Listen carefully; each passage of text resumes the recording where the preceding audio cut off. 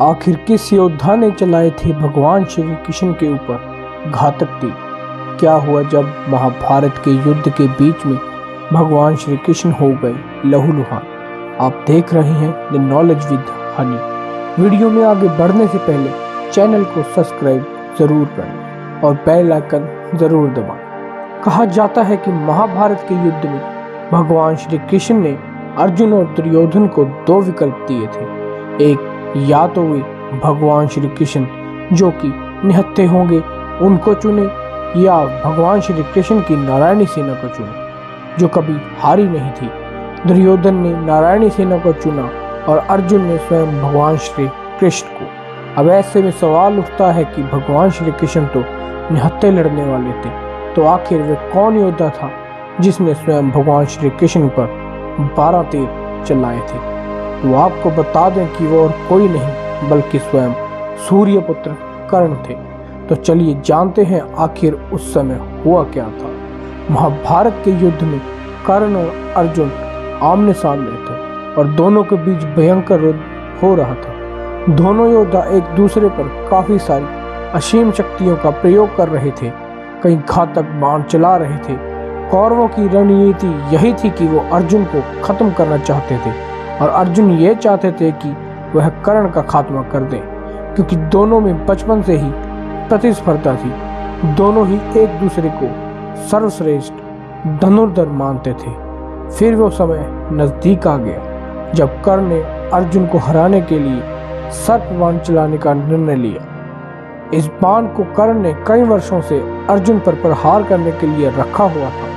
वास्तव में यह बाण पाताल लोक में अश्वसेन नाम का एक नाग था जो अर्जुन का परम शत्रु था। उसकी शत्रुता का मुख्य कारण खांडव वन में अर्जुन ने उसके पूरे घर को उजाड़ दिया था। अश्वसेन तभी से अर्जुन को मारने के लिए मौके की तलाश में था।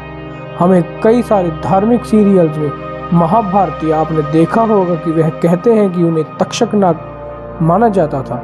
महाभारत में विभिन्न ग्रंथों में उन्हें अलग अलग नाम से दर्शाया गया है। कोई अश्वसेन कहता है तो कोई तक्षक नाग। और मुख्य युद्ध के तौर पर अश्वसेन ने पहले कर्ण के बाण को चुन लिया था, जो वो जानते थे कि सिर्फ और सिर्फ कर्ण ही अर्जुन को मार सकते हैं। कर्ण को सर्प बाण का प्रयोग करते देख अश्वसेन उनके बाण पर जाकर विराजित हो गया।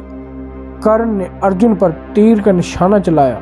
अर्जुन बाण का रूप धारण किए नाग को पहचान नहीं पाया, जबकि अर्जुन का रथ चला रहे उनके साथ ही भगवान श्री कृष्ण ने अश्वसेन को तत्काल ही पहचान लिया और अर्जुन के बाणों की रक्षा के लिए भगवान श्री कृष्ण ने अपने पैरों से रथ को भूमि पर ही दबा दिया। रथ का पहिया जमीन में धंस गया। घोड़े बैठ गए और तीर अर्जुन के गले की बजाय उसके मस्तक यानी मुकुट को चिटक कर धरती पर जा गिरा। इस तरह भगवान श्री कृष्ण ने अर्जुन को बचा लिया और भगवान श्री कृष्ण रथ के पहिए को निकालने के लिए नीचे उतरे। तभी मौका देखकर कर्ण ने अर्जुन पर वार करना शुरू कर दिया। तभी अर्जुन की ढाल कोई और नहीं बल्कि स्वयं भगवान श्री कृष्ण बने। उस समय वह घातक बाण जाकर श्री कृष्ण के शरीर में धंस गए। पूरी सृष्टि के रचयिता भगवान विष्णु के अवतार स्वयं भगवान श्री कृष्ण ने उन बाणों के घाव को सह लिया और भगवान ने अर्जुन को अश्वसेन के बारे में बताया। इस तरह भगवान श्री कृष्ण ने स्वयं पीड़ा सहते हुए परम प्रिय अर्जुन को बचा लिया। सिर्फ इसी वजह से कर्ण के विपक्ष में स्वयं भगवान श्री कृष्ण खड़े थे।